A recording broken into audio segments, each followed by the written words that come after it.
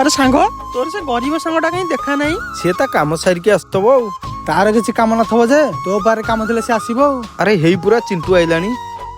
ସାଙ୍ଗ ତୋ ପାଖରେ ଗୋଟେ କାମ ଥିଲା। ତୋର କଣ କହିବାର ଅଛି ଏଇଠି କହ। ସାଙ୍ଗ ମୋର 10,000 ଟଙ୍କା ଦରକାର ଅଛି। ହଉ ନେ। ଆରେ ତୁ ତାକୁ ଯୋଉ ପଇସା ଦେଲୁ ସେ ତତେ ସୁଧ ଦବ ତ? ସାଙ୍ଗଟାକୁ ସାହାଯ୍ୟ କଲି ସୁଧ କଣ ଦବ? ଆରେ ତୁ ଯଦି ଏମିତି ମାଗଣା ସାହାଯ୍ୟ କରିବୁ ତୁ ଦିନେ ହଇରାଣ ହବୁ। ଆରେ ଇଏ ତ ସମୟ କହିବ। ହଉ ଚାଲ ଯିବା। ସାଙ୍ଗ ତୁ ମତେ ଯେତିକି ସାହାଯ୍ୟ କଲଣୁ ମୁଁ ତ ଋଣ ସୁଝି ପାରିବିନି ରେ। ଆରେ ସାଙ୍ଗ ମୋର କିଛି ପଇସା ଦରକାର, ତୁ ମତେ ସାହାଯ୍ୟ କର। ହଉ ସାଙ୍ଗ ନେ 10,000 ଟଙ୍କା ଅଛି। ହେଲେ ସାଙ୍ଗ ସୁଧଟା ତୁ ଦବୁ ମତେ। ସାଙ୍ଗ ମୁଁ ସୁଧ ଦେବି। କାହିଁ ଦବୁନୁ? ଇଏ ତ ନେଲା ତୁ କହୁଥିଲୁ ସୁଧ ଦବ ବୋଲି, ତୁ କାହିଁ ସୁଧ ଦବୁନୁ? ଦେଖ ତୁ ଦିନେ ମତେ କହୁଥିଲୁ ସମୟ କଥା, ଆଜି ଦେଖ ତୋ ସମୟ କେମିତି ପଡିଛି।